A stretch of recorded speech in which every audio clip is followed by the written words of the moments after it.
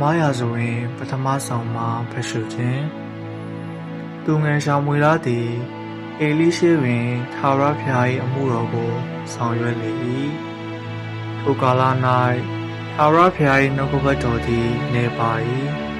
ထင်ရှားသောယူပါယုံမရှိတရံရောအခါအေလိသည်မိမိနေရာ၌အေလျံသူ၏မျက်စိမုံသောကြောင့်မမြင်နိုင်သည့်ကာလဘုရားသခင်တတတော်ရှိရာထာဝရဘုရားအိမ်တော်၌မိကွက်မတင်မီရှောင်မွေလာသည်လည်းအေလျက်ရှိသောအခါထာဝရဘုရားသည်ရှောင်မွေလာကိုခေါ်တော်မူ၍ရှောင်မွေလာကအကျွန်ုပ်ရှိပါသည်ဟုသူသဖြင့်အေလိထံသို့ပြေး၍ကိုတော်ခေါ်သောကြောင့်ကျွန်ုပ်လာပါသည်ဟုဆိုလျှင်အေလိကငါမခေါ်အိတ်တော်ဟုဆိုသည့်အတိုင်းရှောင်မွေလာတော်၍ပြန်အိပ်လေတပံထာဝရဘုရားကရှောင်မွေလာဟုခေါ်တော်မူလျှင်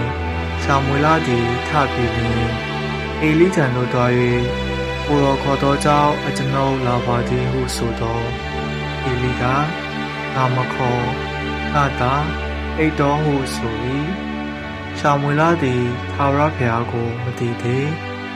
ဓာရိတော်ကိုမခံရသေးတတိယကြိမ်ထာဝရဘုရားက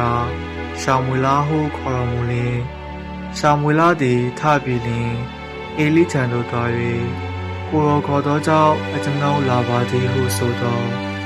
ထာဝရဘုရားသည်ထိုသူငယ်ကိုခေါ်တော်မူကြောင်းကိုအေလိသည်ရှိမိလျှင်တင်သွား၍အိမ်အောင်သောနောက်တစ်ဖက်ခေါ်လျှင်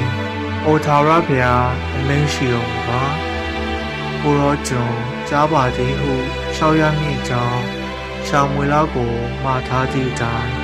ရှောင်မွေလာသွား၍မိမိနေရာ၌အိပ်လေ၏ထာဝရဘုရားသည်လည်းရှေးနီးတူလာရလျက်ရှောင်မွေလာဟုခေါ်တော်မူလျှင်ရှောင်မွေလာကအိုထာဝရဘုရားအမိန့်ရှိတော်မူပါ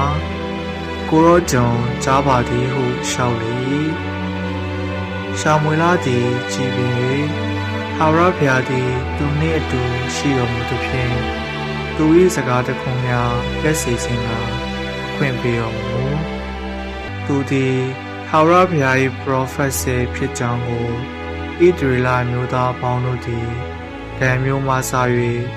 ဘေယာရှေဘမျိုးတိုင်အောင်တည်ကြ၏ဘုရားသခင်နှုတ်ကပတ်တော်ပေသည်